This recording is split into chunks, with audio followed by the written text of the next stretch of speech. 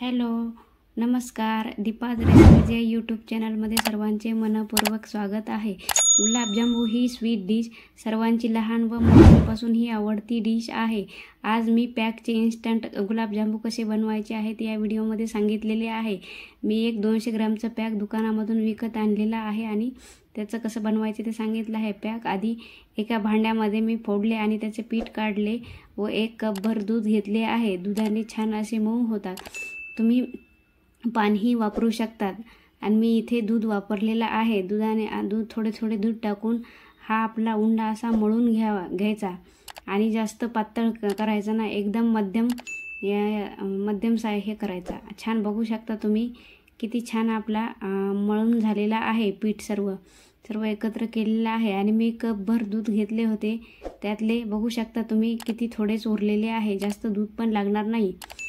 तुम्ही बघू शकता किती थोडेच लागले आहे. तुम्ही पाणीही वापरू शकता. आता चला तर मग आपण आता चाचणी करूया. 1 कप साखर घ्या. 200 ग्रामला 600 ग्राम साखर घ्या. मी इथे 600 ग्राम साखर घेतलेली आहे. त्याच्यामध्ये 1 कप पाणी घाला. तर कप हा 500 ग्रामचा हा आहे, म्हणून मी कपाने घेतला आहे. चला तर मग आता गॅसवर ही चाचणी करायला ठेवूया. त्यामध्ये 1 चमचाभर विलायची पावडर टाका आणि थोडासा केसरचे दाणे, केसर असेल तर केसरचे दाणेही तुम्ही टाकू शकता आणि कलर पाहिजे असेल तर कलरही टाकू शकता. आणि चाचणी आपल्याला जास्त घट्ट करायची नाही, पातळच करायची आहे आणि ती पण 1 तारेची करायची आहे. आणि आता चला तर मग मी तुम्हाला थोडासा कोंडा आपला थोडासा असा हे करून घ्यायचा, मळून घ्यायचा छान असा. आणि आता त्याचे गुलाबजामू करायला घेऊया. चला तर मग आता मी तुम्हाला गुलाबजामू कसे गोल गोल हाताने करून दाखवत आहे. तुम्ही बघू शकता किती छान गोल आकार आलेला आहे. तुम्हाला जेवढ्या आकाराचे पाहिजे तेवढ्या आकाराचे तुम्ही करू शकता. इथे 200 ग्राममध्ये 40 लिहिलेले होते. त्या पॅकमध्ये 40 गुलाबजामूच मी केलेले आहेत आणि चाचणी आपली तयार झालेली आहे. जास्त घट्ट करू नका.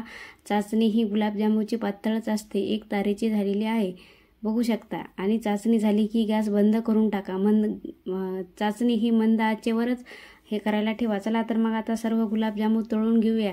गॅसवर 1 कढई ठेवा. कढईमध्ये तेल गरम करायला टाका. तेल कडकडीत तापले की मग गुलाबजामू सोडा. तुम्ही बघू शकता मी ही एक हळूहळू सोडत आहे.